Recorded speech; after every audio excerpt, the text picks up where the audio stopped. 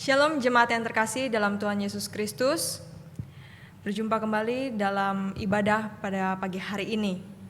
Ya, saudara-saudari yang terkasih, saya persilakan untuk mengambil waktu teduh sejenak di hadapan Tuhan.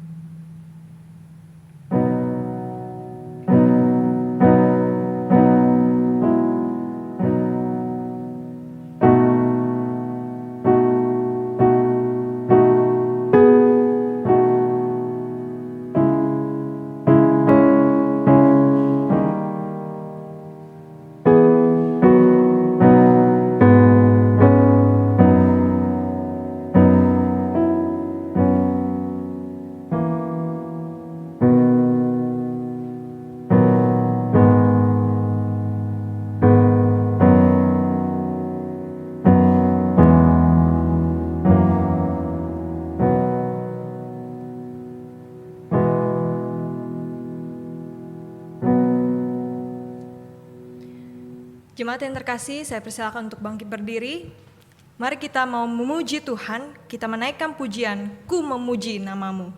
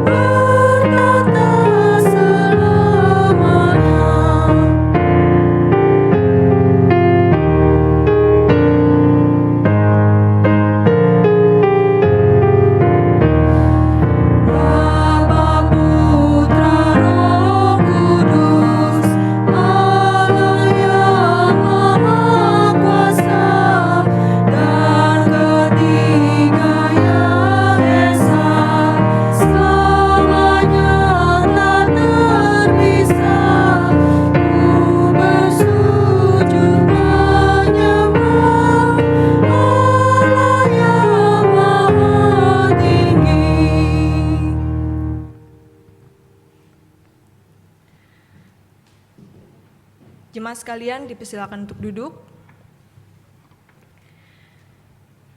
Pertolongan kita adalah dalam nama Tuhan yang menjadikan langit dan bumi. Kasih karunia dan damai sejahtera dari Allah Bapa kita dan dari Tuhan Yesus Kristus menyertai kita sekalian.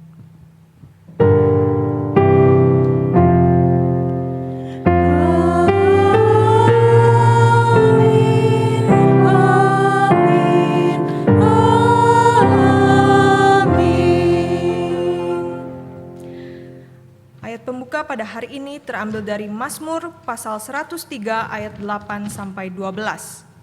Tuhan adalah penyayang dan pengasih, panjang sabar dan berlimpah kasih setia. Tidak selalu ia menuntut dan tidak untuk selama-lamanya ia mendendam.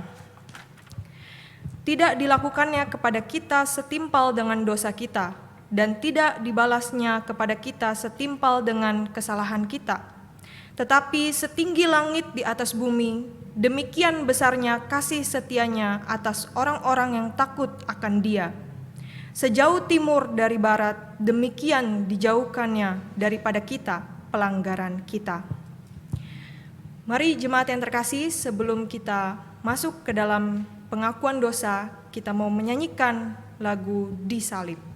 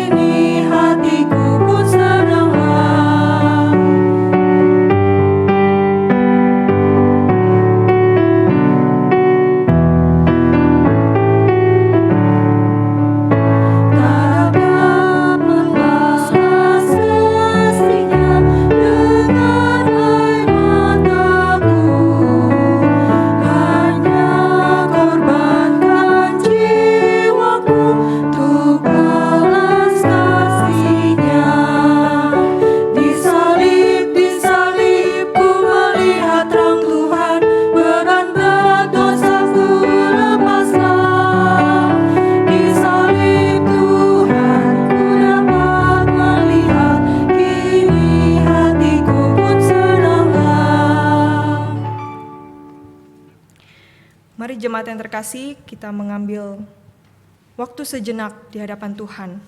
Kita mau mengakui segala dosa dan pelanggaran yang kita perbuat. Saya mempersilakan jemaat sekalian untuk mengambil waktu sejenak di hadapan Tuhan.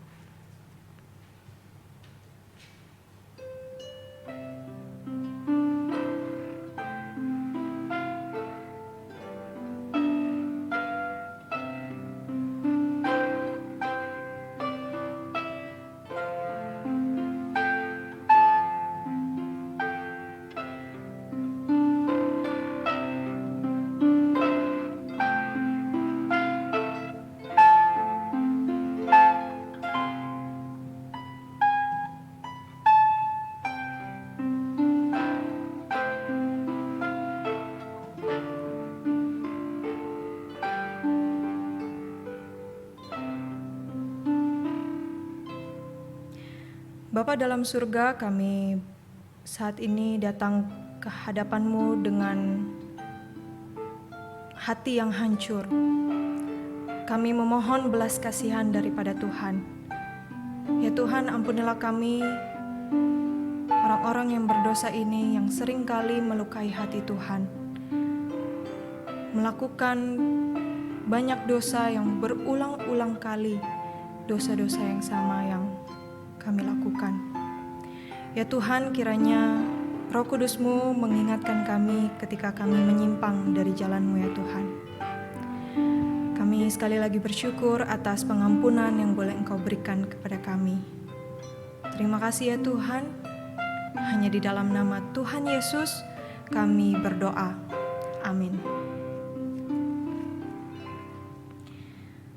Mari jemaat yang terkasih, kita mau menyanyikan pujian Sebenarnya Ku Tak Layak.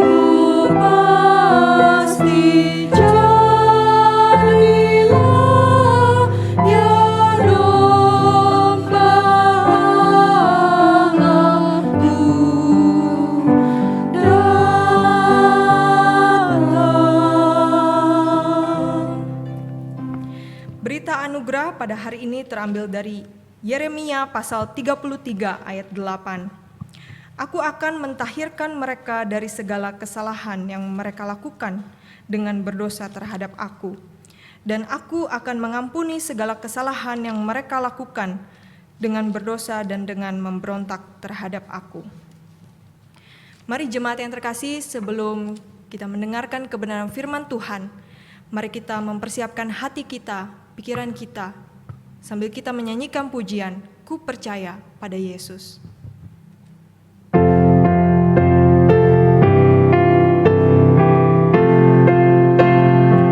Jemaat yang terkasih, saya persilakan untuk bangkit berdiri.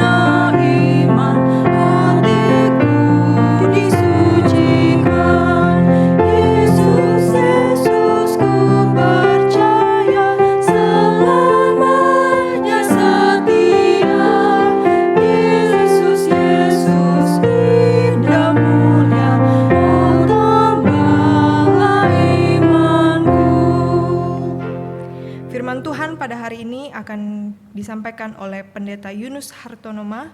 Kepada Pendeta Yunus dipersilakan. Selamat pagi jemaat yang dikasihi Tuhan.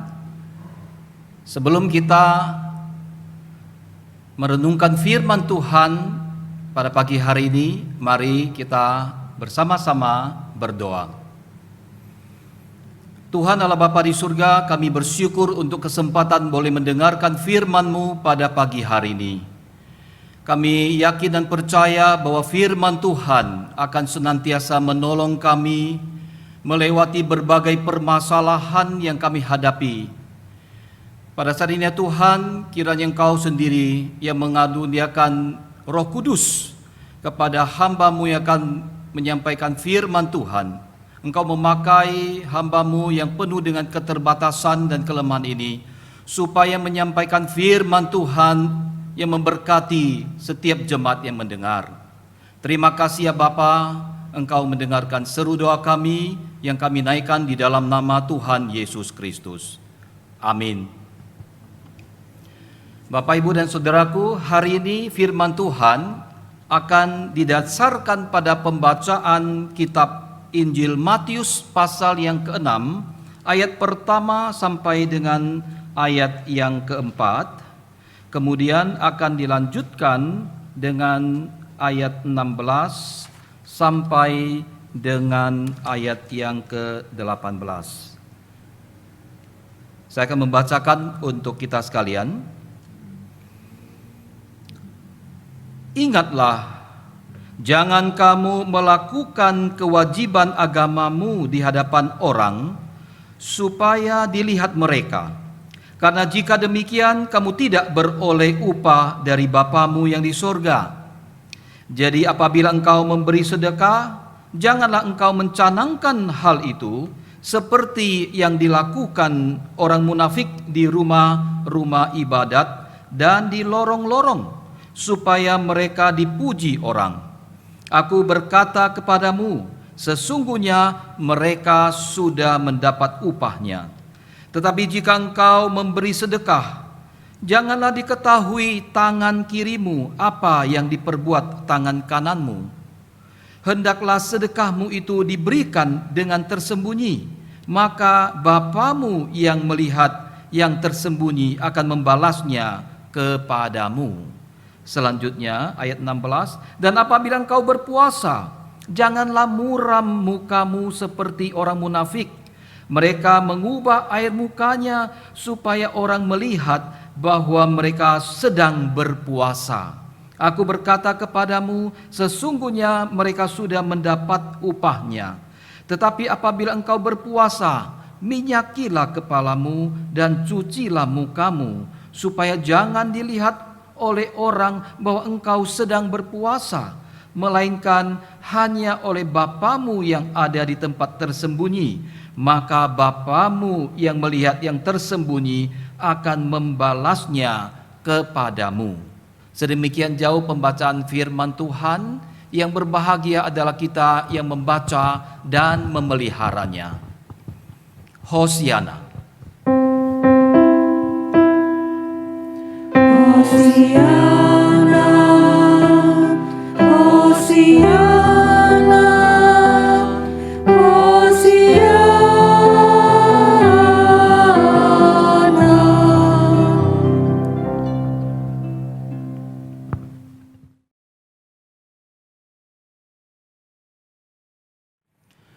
Bapak, Ibu, dan saudaraku yang terkasih, bersyukur dalam rangkaian khotbah Minggu Prapaskah, kita boleh merenungkan 7 perkataan Yesus di kayu salib.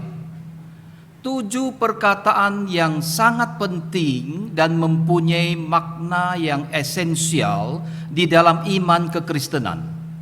Dan minggu ini kita akan bersama-sama merenungkan perkataan Yesus yang terakhir. Kita tahu bahwa kata-kata terakhir dari seseorang sebelum menutup mata adalah kata-kata yang sangat penting dalam kehidupan seseorang. Biasanya seluruh keluarga dikumpulkan untuk mendengarkan beberapa kata terakhir dari orang yang akan meninggal. Pada saat Yesus mengucapkan kata-kata terakhir di kayu salib, Matius, Markus, dan Lukas menjelaskan kepada kita bahwa Yesus berseru dengan suara nyaring sebelum Ia mati. Namun mereka tidak menjelaskan kepada kita apa yang Yesus katakan ketika Ia berseru. Hanya Yohaneslah yang menjelaskan kepada kita apa yang Yesus katakan.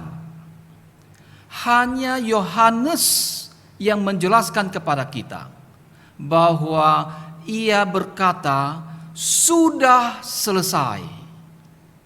Tetelestai adalah kata Yunani dalam Perjanjian Baru, dan ini diterjemahkan ke dalam 3 kata dalam bahasa Inggris. It is finished, atau 2 kata dalam bahasa Indonesia, sudah selesai. Kata-kata ini tidak terdapat di dalam ketiga Injil Matius, Markus, dan Lukas. Karena pada saat kejadian Yesus mengatakan hal ini, mereka tidak ada di sana, mereka sudah melarikan diri. Hanya Yohanes, satu-satunya murid Yesus yang berada di tempat kejadian, menyaksikan sepenuhnya penderitaan yang dialami oleh Yesus. Bapak, Ibu, dan saudaraku, kedua kata terakhir yang diucapkan Yesus ini memiliki makna yang sangat dalam di dalam kehidupan kekristenan. Jika kita tidak memahami arti dari perkataan Yesus yang satu ini, mungkin sekalipun kita sudah menjadi orang Kristen sejak lama, kita bisa kehilangan bagian terpenting dari kehidupan kekristenan, yaitu tentang penebusan dan pengorbanan Kristus. Saudaraku, banyak hal yang sudah selesai ketika Yesus mati di atas kayu salib. Namun hal ini saya hanya akan membahas 3 diantaranya. Yang pertama, penderitaan Yesus sudah selesai. Yesus telah menderita sepanjang hidupnya, saudaraku. Ketika ia masih bayi, Herodes berusaha untuk membunuhnya. Yusuf harus membawa Maria dari Mesir, melarikan diri untuk menghindari pembunuhan. Yesus telah disalahpahami. Bahkan orang tuanya dan saudaranya, ia kehilangan ingatan sewaktu dia mengatakan di Markus, "Siapa ibuku dan siapa saudara-saudaraku?" Lalu ketika ia berkhotbah, pada khotbah pertamanya orang-orang mencoba untuk melemparkan dia dari puncak tebing dan membunuh dia. Beberapa kali kita diberitahu bahwa para ahli Taurat dan orang-orang Farisi berusaha untuk membunuh dia. Orang-orang Farisi bahkan mencoba untuk melempari dia dengan batu sampai mati. Ditambah lagi, kebanyakan dari pengikutnya juga berpaling dari dia dan meninggalkan Yesus. Yesus menghadapi kehidupan di bumi dalam kemiskinan dan hinaan. Bahkan walaupun ia telah melakukan banyak mujizat dan menyembuhkan banyak orang sakit, mereka berkata bahwa ia adalah seorang yang kerasukan setan. Di Taman Getsemani, malam sebelum ia disalibkan, murid-muridnya tertidur dan membiarkan dia sendirian. Di sana di Getsemani, ketika ia berdoa, peluhnya menjadi seperti titik-titik darah yang bertetesan ke tanah. Lukas 22 ayat 44. Ketika ia ditangkap beberapa menit kemudian, semua murid meninggalkan dia dan melarikan diri. Para prajurit menyeret dia ke hadapan gubernur Roma Pontius Pilatus. Pilatus menyerahkan dia untuk dicambuk sampai mati. Mereka menarik jenggotnya dan memukul wajahnya. Mereka memahkotainya dengan mahkota duri sehingga dari kepalanya mengalir darah. Kemudian mereka memaksa dia untuk memikul salib ke tempat penyalipan. Mereka memaku kedua tangan dan kakinya dan ia tergantung dalam keadaan telanjang di kayu salib. Ketika Yesus berseru, "Sudah selesai," itu berarti bahwa hidupnya yang penuh penderitaan di bumi ini sudah berakhir, sudah selesai. Itu berarti penderitaan yang ia telah alami di dalam dunia yang tidak ramah, di antara orang-orang yang penuh dosa, sudah selesai. Bapak, Ibu, dan saudara yang terkasih, sebagai seorang pendeta dan penginjil, Ngendoman tahu bahwa negerinya tidak ramah. Dia sadar bahwa nyawanya bisa terancam kapan saja. Tapi Ngendoman tidak gentar. 3 tahun mengikut Kristus bukanlah waktu yang lama, tapi dia sudah memenangkan 200 jiwa lebih dan membawa mereka hidup dalam pengenalan akan Kristus. Tak heran Ngendo dicari dan dikejar laksana buronan, dan Tuhan begitu murah hati. 3 tahun dia gesit melarikan diri, tak sekalipun ketahuan. Tapi misteri ajal tak satu pun bisa memecahkan. Dalam perjalanannya kali ini, di awal tahun 91, Ngendo dikepung oleh beberapa orang komunis. Mereka sepertinya sudah mengintai gerak-gerik Ngendo dengan seksama.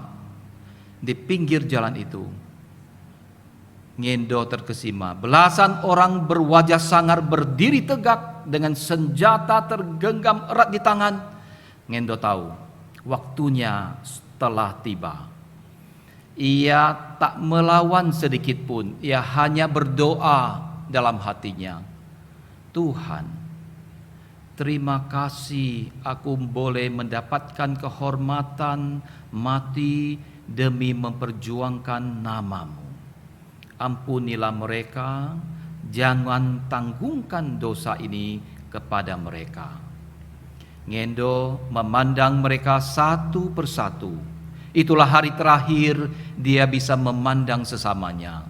Siang itu, di bawah teriknya matahari, Ngendo diserbu dan disiksa dengan kejam. Tanpa ampun dia ditusuk 13 kali. Ngendo tewas seketika tanpa sempat menyampaikan salam perpisahan kepada istri dan anak perempuannya. Sebuah kisah lain lagi di tahun 94. Sebuah gereja rumah di Pauyen, Provinsi Shanxi, diserang ketika sedang menjalankan ibadah. 2 orang perempuan muda Kristen tidak berhasil melarikan diri. Salah seorang dikenal bernama Lai Manping. Ia baru berusia 20 tahun, saudaraku. Mereka dipukul dengan kejam. Mereka ditaruh di atas kompor dan batu gerinda seberat 59 kg diletakkan di atas punggung mereka. Mereka lalu dipukuli dengan tongkat, pakaian mereka dilepas dan mereka dilecut dengan cambuk yang ujungnya berkait. Segumpal daging terlepas dari bokong mereka. Darah segar langsung mengucur keras. Tak tahan disiksa dan dipukul, Manping akhirnya tewas mengenaskan. Bapak, Ibu, dan saudaraku, Ngendo Man dan Lai Manping hanyalah segelintir orang Kristen yang mengalami penderitaan. Selain mereka, masih ada ratusan bahkan ribuan martir yang juga dibunuh dengan sangat keji di China, hanya karena enggan mengingkari iman mereka kepada Kristus. Tapi seperti pepatah katakan, semakin dihambat iman sejatinya semakin bertumbuh pesat. Darah martir itu membawa pembangunan rohani yang spektakuler. Kini China dikenal sebagai salah satu tempat di mana kekristenan bertumbuh dengan sangat pesat. Sebuah harga yang setimpal dengan darah ribuan martir yang tertumpah untuk membasuh negeri China. Bapak, Ibu, dan saudaraku, penderitaan dan siksaan yang dialami para martir telah selesai. Mereka telah setia menyelesaikan panggilan mereka menjadi saksi Kristus di dunia. Sekarang mereka sudah disambut oleh Allah Bapa di surga dengan ucapan, baik sekali perbuatanmu itu, hai hambaku yang baik dan setia. Engkau telah setia dalam perkara kecil. Aku akan memberikan kepadamu tanggung jawab dalam perkara yang besar. Masuklah dan turutlah dalam kebahagiaan Tuhanmu. Matius 25 ayat 21. Saudaraku, apalagi yang sudah selesai pada saat Yesus berkata, sudah selesai. Murka Allah terhadap dosa kita sudah selesai. Hal yang paling mengerikan tentang penyalipan itu adalah bahwa Yesus memikul semua dosa kita pada tubuhnya. Ia yang tidak mengenal dosa dibuat dosa karena kita. Yesus tidak hanya menanggung hukuman dosa, namun ia juga menanggung dosa-dosa itu sendiri di dalam tubuhnya yang suci di atas kayu salib. Rasul Petrus berkata, Ia sendiri telah memikul dosa kita di dalam tubuhnya di kayu salib. Hal yang lebih buruk tentang penyaliban itu bukan penderitaan fisik, saudaraku. Banyak orang pernah disiksa, dibakar pada sebuah tiang, dan bahkan juga disalibkan. Namun saudaraku, Yesus menderita apa yang manusia lain tidak dapat derita. Tak seorang pun pernah menderita seperti Yesus menderita. Karena tak seorang pun pernah memikul seluruh dosa dunia di dalam tubuhnya sendiri. Ia sungguh telah menanggung seluruh dosa kita. Demikian juga dengan hukuman atas dosa-dosa kita. Yesus telah menanggung murka Allah di kayu salib. Saya tahu bahwa ini sangat sulit untuk memahaminya. Namun itu sepenuhnya benar, saudaraku. Alkitab berkata, Tuhan telah menimpakan kepadanya kejahatan kita sekalian. Ayat lain berkata, tetapi Tuhan berkehendak meremukkan dia dengan kesakitan apabila ia menyerahkan dirinya sebagai korban penebus salah. Ketika Yesus mati di kayu salib, ia mati bersama dosa-dosa kita yang ditanggungnya, dan bersama murka Allah atas dia demi dosa-dosa kita. Tidak heran Yesus berseru, "Allahku, Allahku, mengapa engkau meninggalkan aku?" Saudaraku, Allah Bapa sendiri berpaling dari anaknya yang tunggal ketika Yesus menyerahkan dirinya sebagai korban penebus dosa di kayu salib.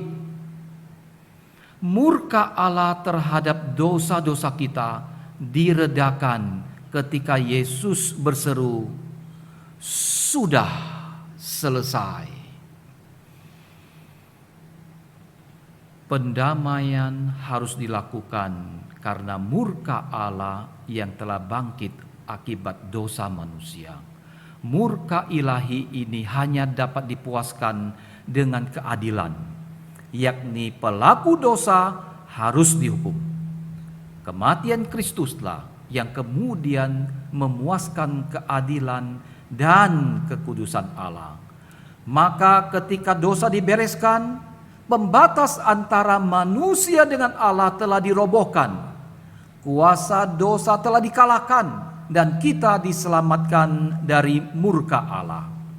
Saudaraku, kita perlu sangat waspada dengan tipu daya iblis yang selalu mencoba untuk menuduh orang-orang percaya bahwa mereka terlalu kotor, bahwa mereka mempunyai banyak dosa yang terlalu besar dan tidak mungkin diampuni oleh Allah.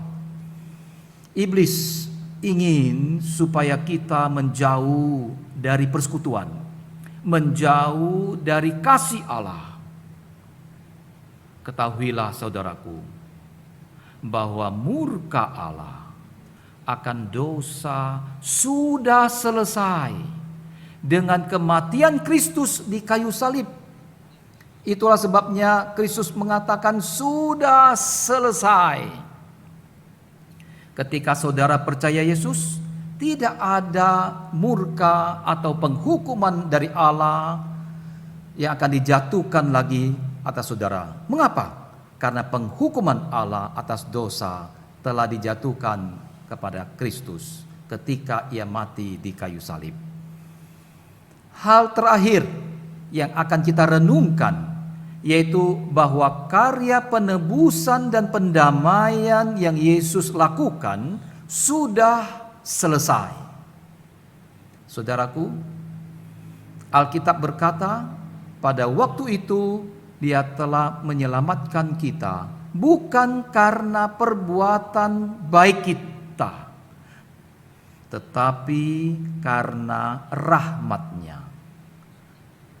Titus 3 ayat yang kelima. Kita tidak diselamatkan karena melakukan sesuatu, bahkan walaupun apa yang kita lakukan adalah baik. Kita diselamatkan oleh anugerah Kristus saja. Karena pekerjaannya di kayu salib yang sudah selesai, kepala penjara Filipi berkata, "Apa yang harus aku perbuat supaya aku selamat?" Kisah Rasul 16 ayat 30. Rasul Paulus berkata kepadanya, "Percayalah kepada Tuhan Yesus Kristus dan engkau akan selamat." Saudara, semua diselamatkan hanya dengan percaya kepada Yesus. Kita semua sudah diperdamaikan oleh darah-Nya yang mahal. Kita semua sudah ditebus melalui pengorbanan Yesus Kristus dan diperdamaikan dengan Allah.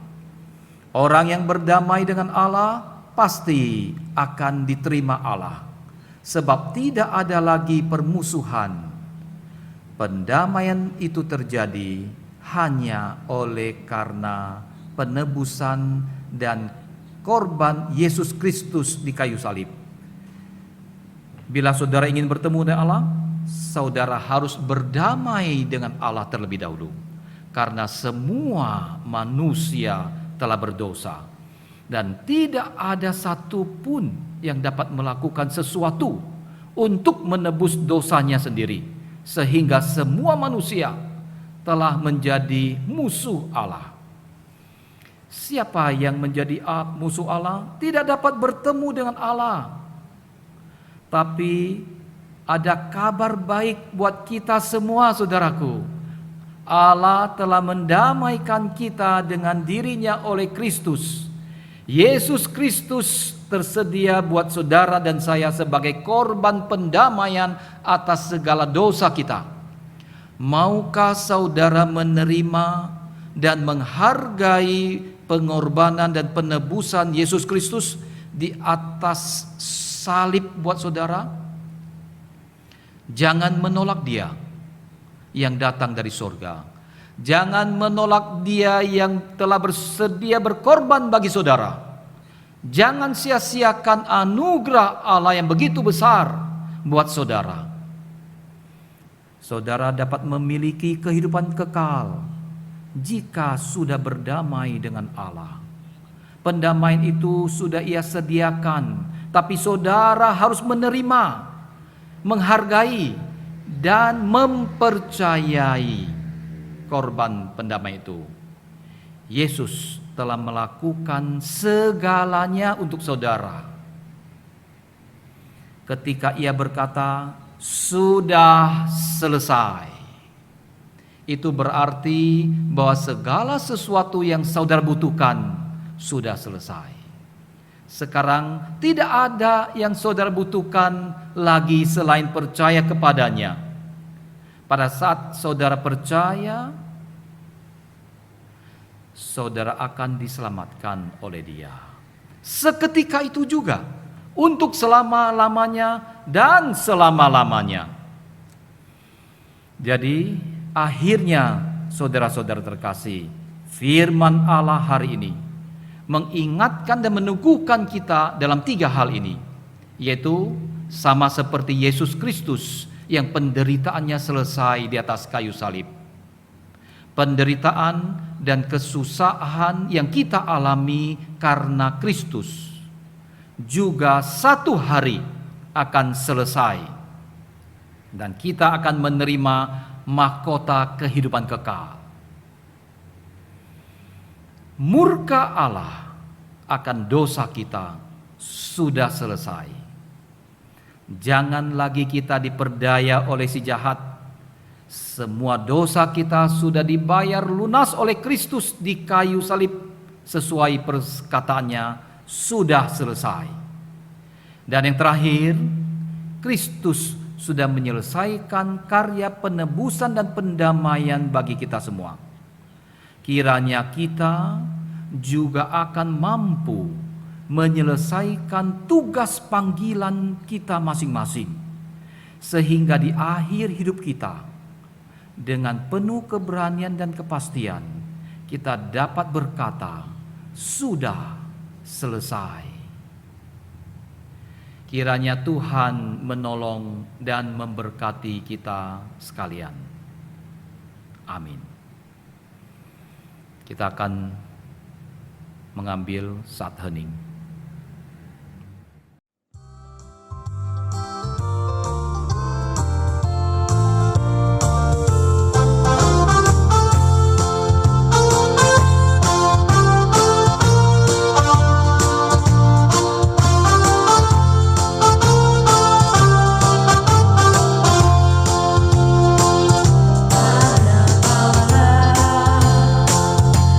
Yesus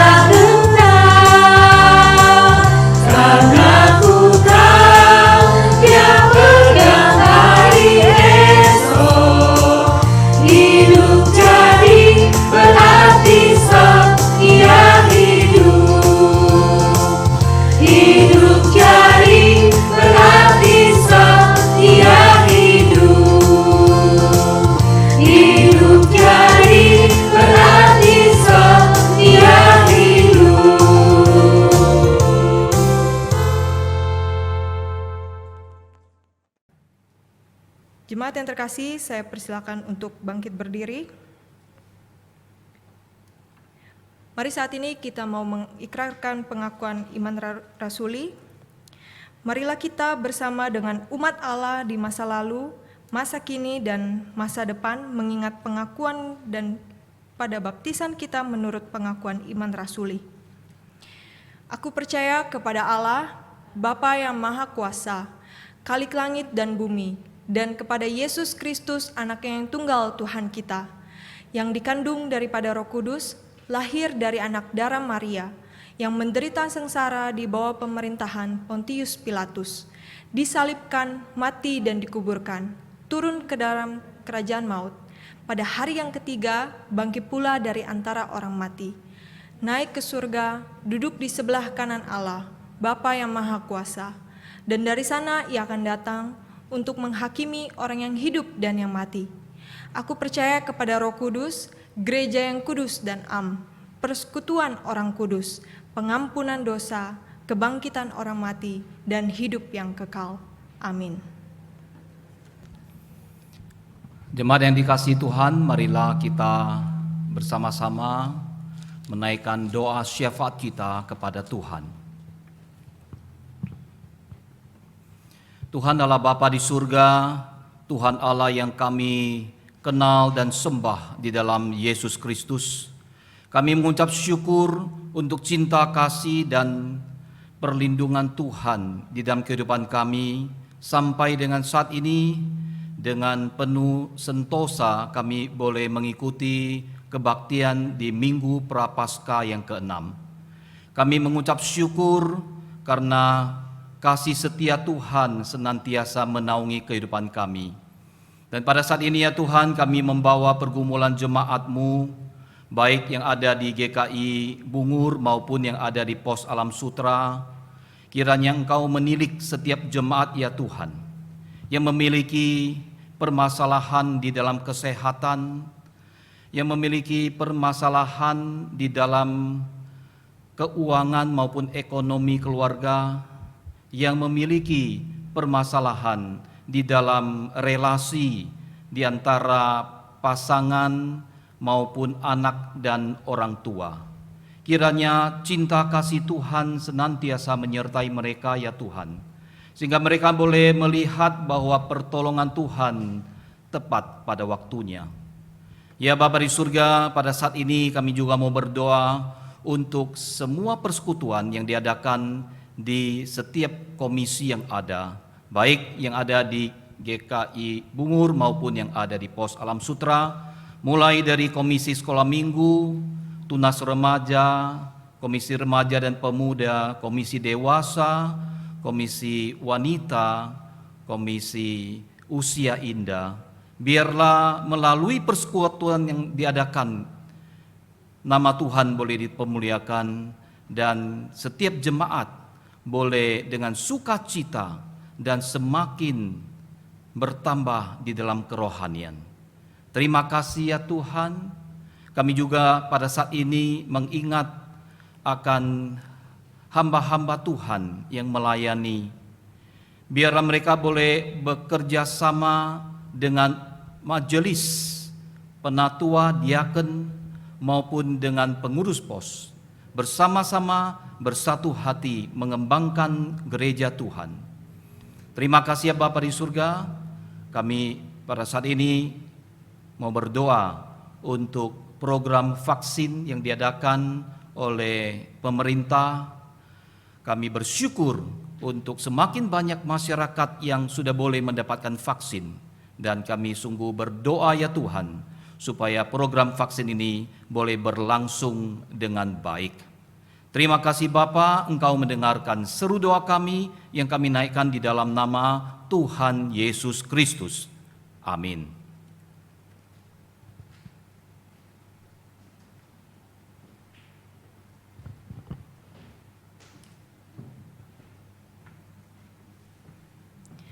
Jemaat yang terkasih, saya persilakan untuk duduk. Mari saat ini kita akan memberikan persembahan. Persembahan dapat dilakukan dengan mentransfer ke rekening gereja ataupun scan QR Code yang tertera di layar. Untuk ayat pengantar persembahan pada hari ini terambil dari Yesaya pasal 38 ayat 19. Tetapi hanyalah orang yang hidup, dialah yang mengucap syukur kepadamu, seperti aku pada hari ini. Seorang bapa memberitahukan kesetiaanmu kepada anak-anaknya. Mari jemaat yang terkasih, kita memberikan persembahan sambil menyanyikan pujian Yesus aku milikmu, oh Tuhan.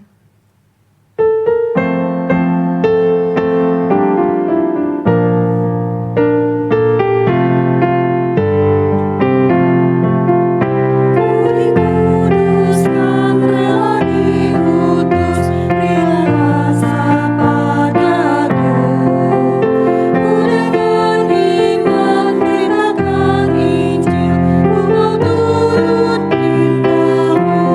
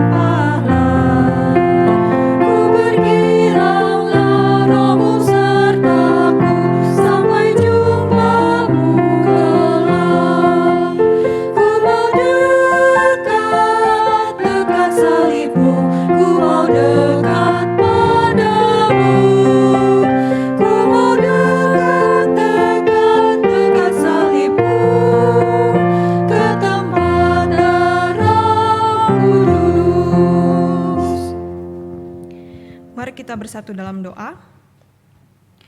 Bapa dalam surga, kami bersyukur pada hari ini kami boleh datang beribadah dan kami boleh mempersembahkan persembahan kami kepada Tuhan. Ya Tuhan, kiranya Engkau yang boleh memberkati persembahan yang kami berikan. Tetapi ya Tuhan, kami tidak hanya mempersembahkan secara materi yang kami miliki, tetapi biarlah hidup kami persembahkan sebagai persembahan yang sejati kepada Tuhan. Terima kasih ya Tuhan, hanya di dalam nama Tuhan Yesus kami berdoa. Amin.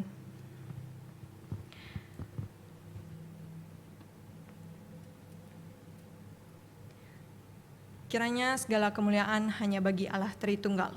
Doksologi.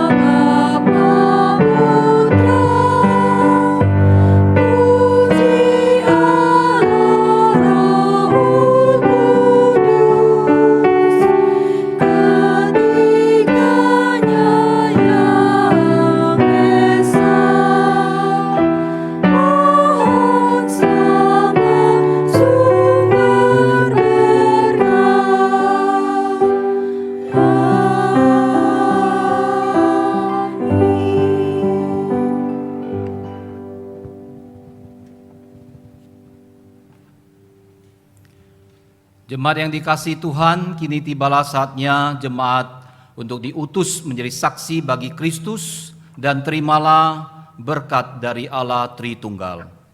Kiranya kasih karunia dan damai sejahtera dari Tuhan Yesus Kristus, kasih sayang Allah Bapa yang kekal dan sempurna, kuat kuasa, pertolongan dan penghiburan dari Allah Roh Kudus menyertai Bapak Ibu Saudara sekalian, mulai saat ini sampai kedatangan Kristus yang kedua kali, bahkan sampai selama-lamanya. Amin.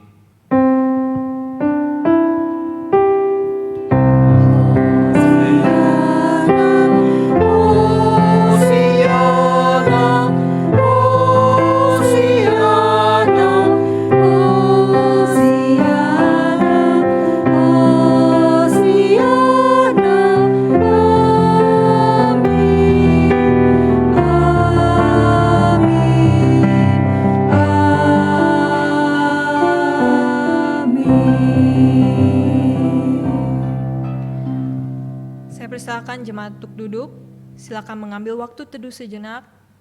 Ibadah selesai, Tuhan Yesus memberkati.